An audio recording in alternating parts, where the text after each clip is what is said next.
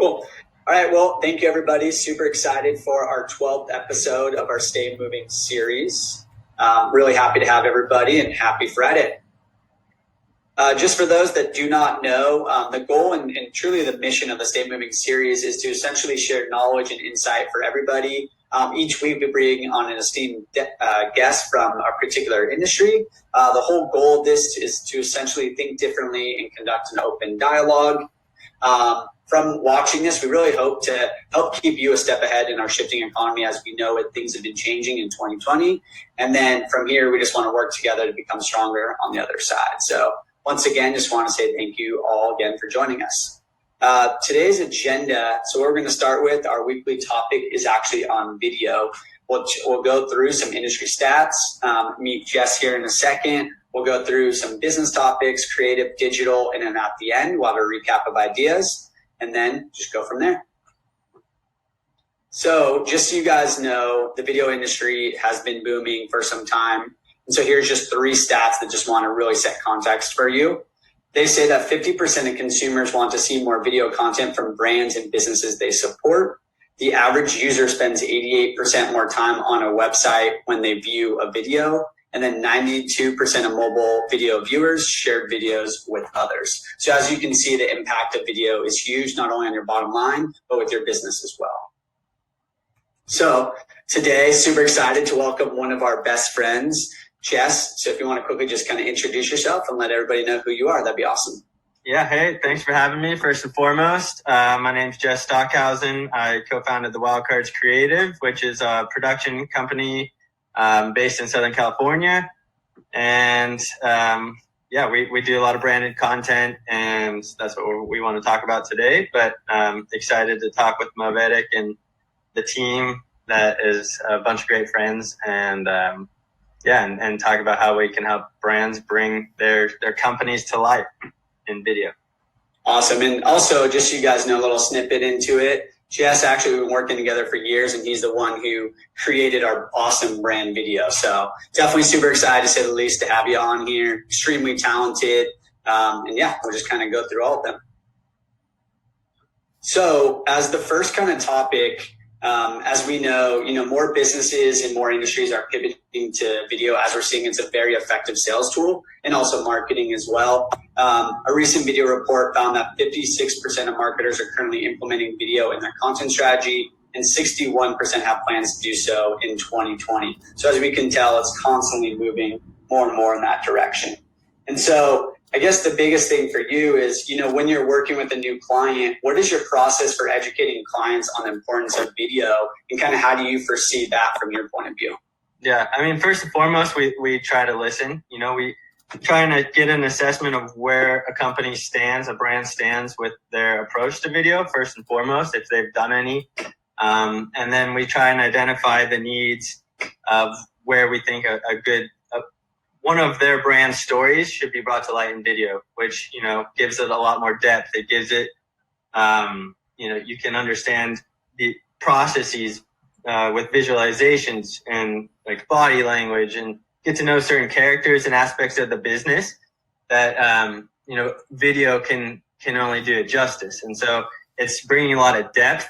And so, when we're working with a client, a lot of our clients, as a little disclaimer, have, big marketing teams, and they come at us with just a brief, or, we have new clients that are new to video, and we recognize the need, like the opportunity for them to tell their brand story as well. So working with those clients, it's one, educating them on what a production looks like, and the costs that are involved, and the opportunities, and also trying to help them realize what the power of video, and there's plenty of information and statistics out there these days that can show us all the value of video and the success of it when it comes to including it in your brand. And so it's a large part about that educating them on what's possible, and then breaking it down further and what that entails and things like that. So awesome. Yeah, I think too, just kind of on that line, I mean, just for those that don't know Jes, I mean, he's extremely about the details. And I think that's something that a lot of people don't understand with video content is that there's so many little nuances that make a really good video. And a lot of times I think as a user, you kind of just see the input, right? But there's so much work that goes in the back end of making something pop or making somebody think twice, from transitions to the audio, you name it. It's a very in-depth process. And so as you can imagine, right, go back to that, it takes a lot of education for somebody to understand that it's going to take X amount of time to create it. So thanks for saying that, man. Yeah, of course. So I think the second thing that I wanted to kind of add in here, right, is just like the future of storytelling, right? And it's something that we've all known for years, especially as kids. Something that we kind of groomed up because it tends to hit the emotional side of your brain. But as we know, video consumption is accelerating at a rapid rate. Over 60% of millennials and Gen Z consumers stream video daily. So it is already part of a habit that people are seeing. And I just want to include a screenshot of Netflix because you have the likes of Netflix, Amazon, all these big tier companies creating these infrastructures for people to kind of watch and take in content. So I think for you, where do you kind of see the production industry kind of heading? Or you have any tidbits on that, as it relates to Wildcards? Yeah, I think, the industry is changing rapidly and drastically right now. I think the tools for production have commoditized like the service in a way, but understanding what makes a meaningful story is such a pivotal part of engaging customers. And so, yeah, you have things like clickbait and like, content that isn't really serving a purpose. It's just trying to grab your attention. But then you have more branded content that can deliver a really genuine and authentic story. Use the example of like a company's history, as opposed to just having a photo and of like the founder and a written description. Now you can bring something like that into life with video, pull in old photo assets, for example, and create this really compelling story where your customer feels the roots of your brand and that the depth of that story. And then they can sift through the more present stuff and get connected and really involved in the brand. And I think too, customers are investing a lot more time into their purchases and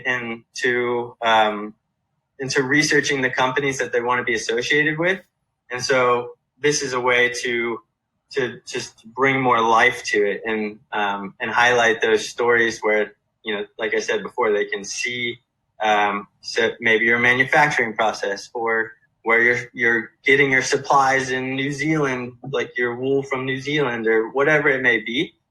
Showing visuals of those processes is really helpful too. So, but the industry is changing. The fact that there's a lot of different players getting involved now. So you have the influencers, you have small agencies that are tiptoeing in video because it helps them stay relevant and bring the full service, full package of building a campaign. So there's all those things. And I think it's important to specialize and to identify yourself with an industry.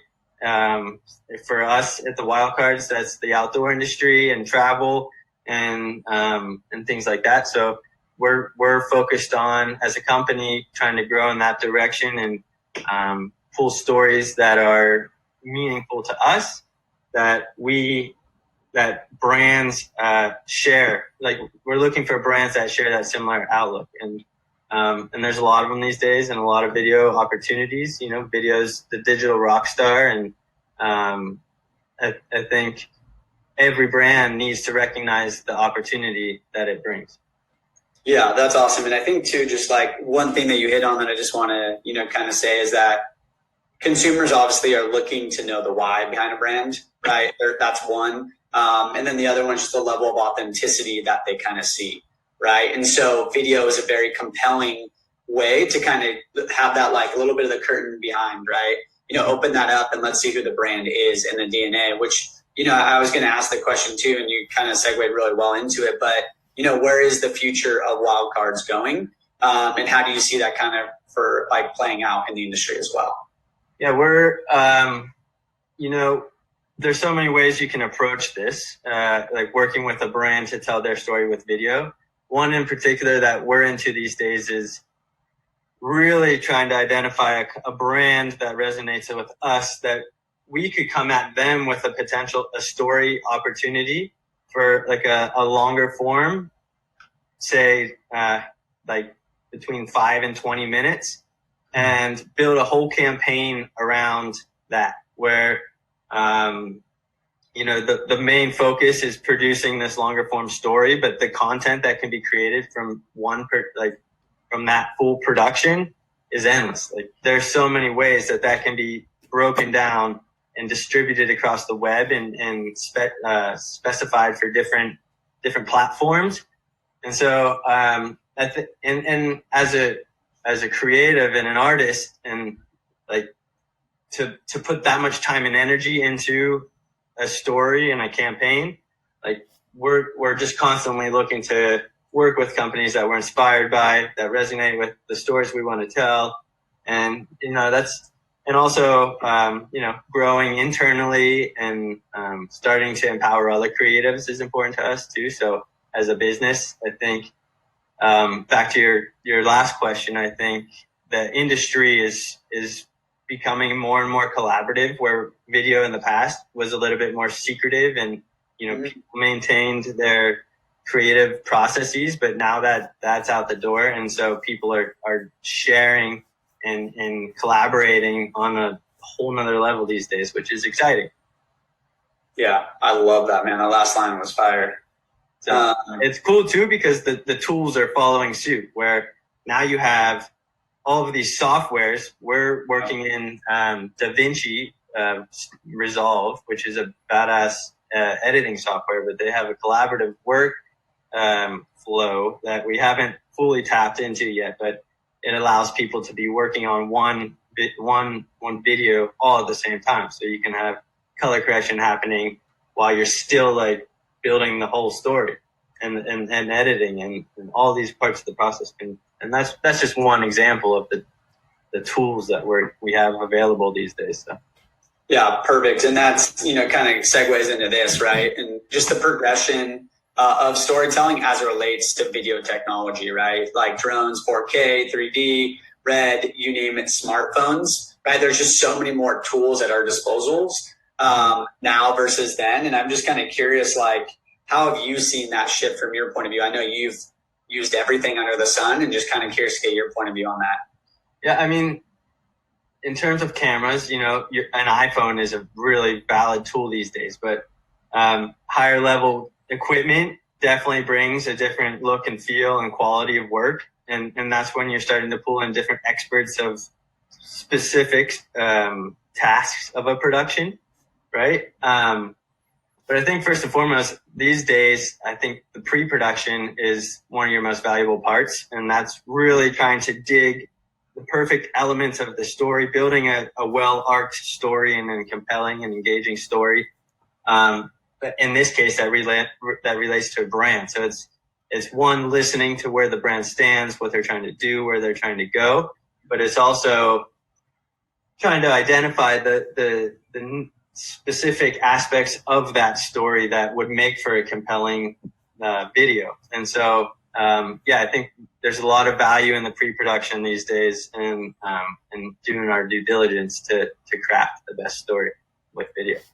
Yeah, I'm so happy you said that, because at the end of the day, like, by putting a lot of emphasis and priority on pre-production, you can really start to kind of map out. And I know from working with you personally, that's been something that you're really good at, is kind of help create that story arc and really get, stuff storyboarded out, just so we know. Because I think the biggest thing, with creativity and creatives, right, it's like the more prepared we are on the front end, the more we get to explore the day of. And I think a lot of times, people are a little bit afraid of that. But it's like, let's get everything so dialed in. And from working with you personally, that's something that you've always harped on me and that I've learned from you. It's like, let's scout the location. Let's see, what's the lighting going to be?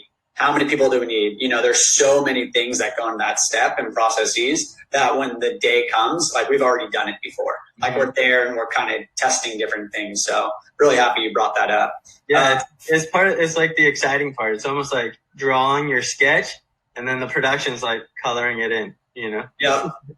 And I think it's important to note that like a brand doesn't necessarily have to stress on creating like the biggest campaign ever. There's so many little aspect, like smaller scale videos and productions that can also benefit building the bigger meat of your whole program and brand, right? And so yeah, we've been recently introduced. We've been partnering up with an agency, which is one of a handful, and they introduced us to I told you, Josh, about it, the story universe, and I really it really resonates with me because it's like a matter of identifying your brand's core values and then breaking out from there. And so like there's all the way to the point where it's like a root system, and at the end of those roots are your individual pieces of content that can be, there's so much depth there in terms of what could be a compelling video, which is exciting. Yeah, and I think to kind of tap that out into that, right? It's at the end of the day, consumers are now extremely sensitive to brands, and they want to align with people that have the same values, right? And so being very strategic, you identify what are the values of a brand, and then create a story or stories around that, right? And there's so many different ways you can do it, but that's kind of the creative's role, is to take that information and then help tell that story. So one little fun question at the end that I want to ask you before I pass it off is, what was your first ever video equipment or camera or anything? I was talking about this yesterday, actually. The first one I bought was the JVC. I think it was the GHD1 or something. I can't even remember the name, but it was a tape. And before that, I had my aunt's camera, which was exciting. So we've been making films since I was a kid, and yeah, it's something I've done my whole life, really. So. Yeah, it's so funny because, kind of on that, right? Like growing up, skateboarding a lot, we had fisheye, right? Like fisheye was a huge trend. Yeah, for filming with those things, dude, that was like, you just get so close on the wheels as you're grinding and stuff. And it's just cool to kind of see all that come full circle, It was like it spoke to the times, and it was a whole style of that generation for sure. Yeah. Too funny, man. Well, awesome. I'm going to pass it off and we'll chat through some creative topics. All right. Thanks for passing off, Josh. Jes, again, so pumped to have you on. You guys were just chatting about, bringing a lot of depth and helping, customers and consumers realize the power of video. I want to get into more of the process from start to finish. I know you guys were just briefly tapping into that, but when you first envision a project that you want to bring to life, how strategic and methodical are you when it comes to planning out the scenes and, the lighting, the transitions? Like, what is your process when you first envisioning a project? I think it begins with listening and discovering where a brand stands and how this story is going to build off of their brand. And this is specifically to branded content, right? And so it becomes a line of, is it advertising or is it entertainment? And so if you're building a longer form video, for example, you're more focused on entertainment, where it's not going to be brand and product right in your face. And we're seeing a lot, like that's where a lot of this field is going, is telling more entertainment based stories where customers are a lot more attached. So it's trying to assess that and then identifying, okay, what location tells that story the best? Who should be involved? Who are the main players? Like what is the ultimate goal for this video? Are you trying to just build a community, or are you trying to get people to purchase things? Are you trying to bring awareness to one particular cause? Are you promoting a new process in an industry that's like innovative and forward thinking and things like that, which all those things will help determine like the look and the feel and in the story itself. Yeah. And when you have a story, let's say like a full day of shooting mapped out, Now, let's say a pivot happens midday through a shoot. The name Can of you the walk through? Nature of the beast. Yeah. Right? Like you have this whole thing mapped out. Everybody there understands this is what we're going to be doing. And then all of a sudden a creative inspiration hits you and we're like, we got to do this instead of that. Can you walk through how you pivot during production and maybe give us an example? Yeah, I think, the way I like to live is adaptable. I like to be able to adapt and overcome and stay fluid with every situation. And so every production will throw curveballs at you. That's the nature of the beast. And trying to think about a particular instance. I mean, it's constant. And so I think it's more, the solution is, one, recognizing that it's going to happen. Two, having the direction, like a solid direction in your head that has multiple, like a plan A, a plan B, and a way to adjust. And it's also recognizing the strengths of your team and your crew, and listening as like if you're leading the production, you have to listen but also stay true to what you're there to do. And so, yeah, it's constantly orchestrating, in order to produce your end product, which is, and you have to be confident in your expertise as well, and your ability and experience to do this, and to kind of listen to all those voices coming at you, but also stay true to what you know is going to build the most compelling product, right? Yeah, and when you're maybe in that process, and maybe you've hit like I don't know if it's a creative rut during production or creating something, or you keep seeing the same video over and over and over again. How do you bring new ideas and a fresh perspective to, adding value to that project of something that you might be working on for weeks and months at a time? Yeah, I mean, I have my personal approach to that involves a lot of travel and pulling inspiration from different places, including watching other content and like from Vimeo staff picks to social medias to observing how other major campaigns are being rolled out. For example, the Ford Bronco one that just rolled out that I'm sure we are all exposed to at some point. I saw the OJ memes. Yeah.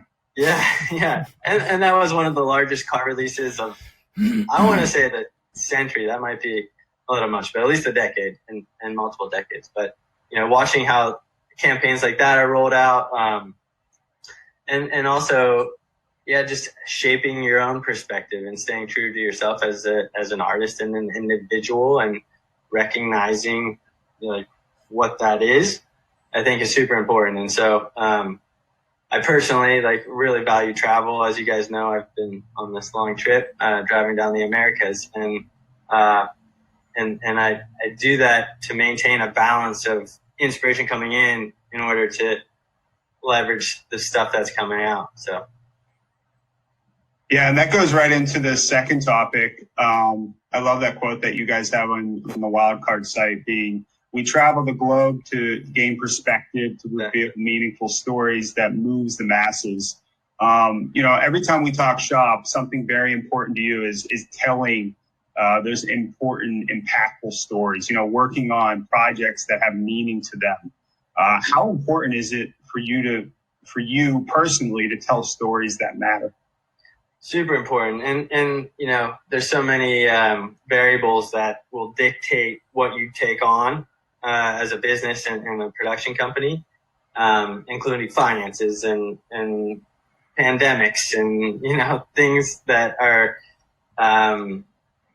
running a business first and foremost. Right. And so that will be one element of what stories we take on, but guiding the ship towards, in this case for the Wildcards, we're really looking at telling stories of closed loop systems I've been really inspired by. So Adidas is doing a great job of this, where they're using recycled ocean plastics in order to make shoes. And those types of stories are really inspiring. And I think it's taking my global perspective, those are the stories we need to see more of. I think those are are ultimately creating the best solutions out there. And so I want to guide our ship as the Wildcards creative towards telling those stories and working with companies that are recognizing that consumers are ultimately demanding a transparency and want to know that you're doing your business responsibly and efficiently, and those elements of what you're doing, customers want to know more. And so they want to see that. And so we're like, I'm seeing these opportunities pop up left and right, which is exciting because that means, we're cleaning up our act as a species. I like to say, we're recognizing, wait, we can't be doing that type of like distributing our waste in that way, or like our waste is valuable. And so I think there's a lot of great environmental stories to tell there. There's a lot of like community and humanitarian stories to tell there. And so, as well as a lot of exciting brand initiatives that are happening behind those efforts. And so I think, I'm excited about telling more of those stories. Yeah, you really have your hands full more than ever with telling the story. And going to the last point, this is more of a question about, just as a creative, something I've always learned from you is just your approach to life and having this mindset, this positive mindset of like just figuring it out, get lost in each day and finding clarity. And, somebody who I look up to as a creative running a business, what are some of the daily routines that you think help you to be most creative? Travel, like I said, for sure is a big one. I think it's a matter of understanding place and my place as an individual, as a community, as a country, and so on. I think that's really valuable to me. Also to stay active. That when I get in a creative slump and I take a step back, it's usually because I haven't maintained a level of activity. And in my case, that's a lot of surfing. Surfing's where I can just reset in a lot of ways. So that's important. And then I think it's just a matter of maintaining a general level of curiosity. So in recognizing that you can learn from every single person. And so it's, and when you do recognize that, there's so much to learn, and I think that's exciting. So, and that's a lot of listening. Oh yeah, you got to stay moving and stay curious. Yeah, exactly. All right, Benny, I'm going to pass it to you. Thanks, mate. Awesome. So, Jess, I was taking a look at the portfolio yesterday and all the brand videos you guys have done. And I think it kind of brought up a good note about how increasingly important the value of video is for a lot of brands. Not so much for, traditionally we had the TV ads that were like, this is our company, come in and buy our products. Whereas now it's becoming a little bit more authentic, transparent, and there's not so much of a push to push products and services in front of consumers. And it kind of brings up the question. I'm curious from your standpoint, when you're working and talking with these brands about these videos that you're going to create for them, are there any common themes or, goals or ideas that they want to get out of a lot of these videos in terms of like, setting some sort of goals for the project? Yeah, it's funny to your point. Like you're totally right with, authenticity and transparency. And one thing that brands always want to do is put their product right in your face. It's like the product has to be in there. And it's a battle. Yeah. There's definitely a place for that. That's in like more commercial, more advertisement type stuff. Like there's still a lot of opportunity there and a lot of need for content there. But we're also there's a lot of movement towards more authentic and transparent stories, which the product is not right in your face. Yeti does a great example of this, and I know they've reached a lot of people as well. And the product's not in your face. It's their name at the end, right? And so it's like an ethos. It's getting your customer attached to your ethos as opposed to trying to sell them something. Because back to what we were saying is like customers are investing a lot more time and decision in their decision making and who they want to associate themselves with, which brands, right? And so just building that ethos with content, I think is where I think slowly companies are starting to recognize that. And, but it's funny because we're always battling like the product in your face thing. And yes, the product needs to be included and, at some point, which is a part of that ethos. But, I think trying to pull them in with just a compelling story that relates to your brand is a more effective way of storytelling. Yeah, we've definitely struggled with that same battle on numerous occasions. But yeah, that's awesome. And so when you're talking with clients about these sort of videos that you're creating, is there any like benchmark goals that you guys set or ROI that they can expect with videos like this? Yeah, I mean, there's numerous KPIs that can be involved, and a lot of times our projects are coming through teams that have internal teams that will already have this figured out, come to us with the production brief, and then they'll end up doing the measurement of all of the KPIs. But I think, ultimately is like you have your reach, your interaction, and then what comes after that? Like, are you retaining your viewers? And the reality is there's numerous statistics out there that show that after a customer has watched a video, they're more likely to either make a purchase or subscribe to what your program and your brand. And so the power of video is there's plenty of research and statistics out there to back why it's needed. Oh, is that me? And ways to measure that. So, and it's obviously an important part of the whole process. And so, yeah. I'm sure it's very specific for the particular project as well. And their own internal marketing teams and what they've got set. So go for it. Well, and just like, it depends on what the video you're creating is after, right? So are you trying to build community? So in that case, it's like, the KPIs should be around building that community. Or is it a gala? Is it content for a gala where you're trying to fundraise for a particular cause? And so in that case, it's like, did you meet your fundraising goals? Or are you trying to make people buy product, right? And ultimately you're after is product purchases increasing. Yeah, that's awesome. Cool. So you mentioned a little bit before about, this concept of taking this brand video idea and then creating these little snippets or sections of those videos. And I think it kind of speaks a lot to social media nowadays with our TikToks and our Instagrams, who are playing much more short form videos. And then you've got YouTube, which is much more of a long form content type plan. What has your experience been with short form video in this respect? Do you always include this in your projects? Is there different values? And I guess from a high level, what's kind of your experience been? Yeah, well, I mean, the big picture is a headache, right? Nowadays we have so many places that you can watch content, and it's like every single platform has different specifications and yada yada yada. But I think there's definitely,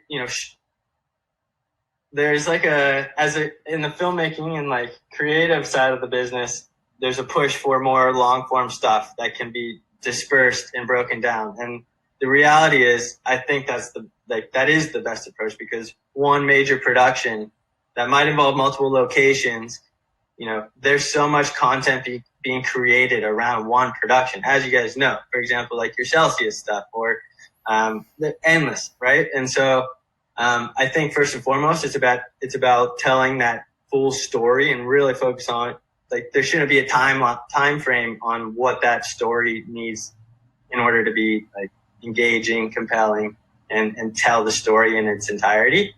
And so that's the goal number one. And then, throughout the post-production process, as all the different platforms are like organized and identified where the customer or the brand or the individual, like, or the nonprofit, whatever it may be, wherever their strengths are, we can build content and break down content from there, which ultimately promotes the bigger story.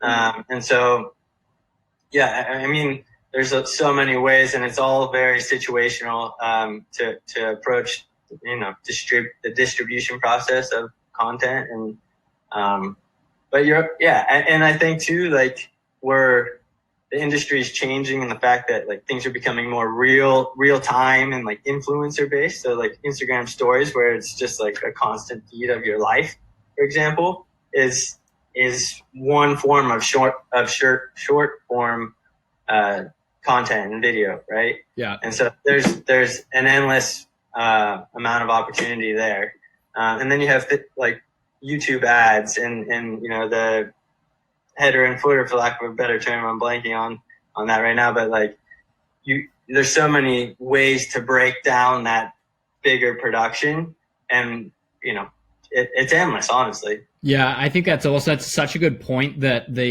firstly you mentioned that there shouldn't be a time limit on your brand story. Like, it could be 2 minutes, it could be 20 minutes. I think it's really like the value that you guys bring is being able to pull that entirety of that story out and really convey that to the consumers.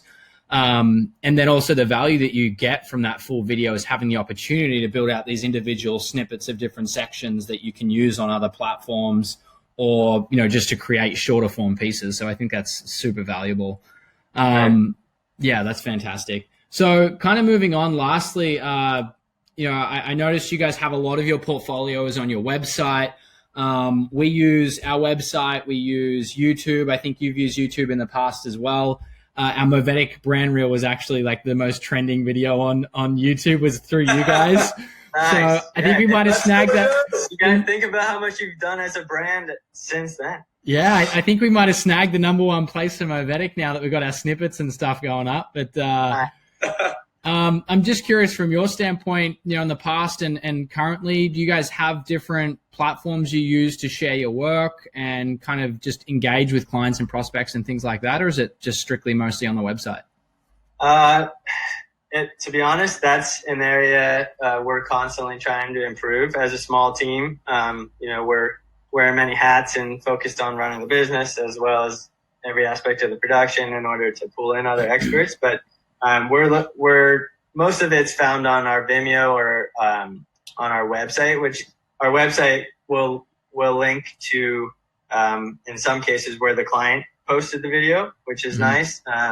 Because then you can see all their metrics right there. Awesome. And then a lot of stuff on our Vimeo. And then we're constantly talking about investing more time in our social media, which we obviously need to do. And so that's an area we're always focused on growing. And so, that awesome. answered. Yeah. And so just kind of I know we talked a little bit about the hardware before. And you sort of mentioned was it DaVinci was one of the platforms you guys have used from software standpoint. I know I've used quite frequently Premiere Pro. I also use my iPhone, which has a great editing. I can trim it and all that sort of stuff. I'm just kidding. But kind of on the software side, what platforms do you guys use regularly? Is there like a set of tools or programs you guys frequently use for different functions? Yeah, definitely. We were using the Adobe Suite for years, and we've recently drifted towards DaVinci, which we're constantly talking about the pros and cons of both. But both are really strong tools. And the Creative Suite is endlessly empowering. So those are the main things. And then in terms of like camera stuff, we shoot a lot on Red cameras, and it all depends on the project, really. It's there's so many tools out there. They just came out with Blackmagic just came out with a 12K camera, which yesterday or something, and that stepped up things to the next level. Whereas many camera companies were just looking at getting into the 8K game. And I think it's important to not get discouraged by the number of players in the game these days, right? Where you have like a lot of youth are they're in taking these tools and running with them, these like smaller prosumer tools, and making a lot of great stuff, which is awesome. But I think it's ultimately about how to tell a story. And so one thing that, as like with experience, you start to recognize this, like how to build a strong story and what elements are actually needed, and how to cut your whole edit with, where it pulls the most significant actions and really tells a compelling story. I think that's, as a filmmaker and someone in this space, that's you're always growing in that direction. And it's funny. A lot of times, once we've published something, I don't even look back. Like, I can't go back and watch things, because I've every day I've learned more. And so it's just, yeah. Yeah, Nick and I were talking about it yesterday. We were like, I bet as soon as he's done editing these videos over 2 to 3 weeks, he's probably just like, I don't want to see this again. Exactly. Get out of my face. Anymore, So, it's funny. That's just a little personal thing.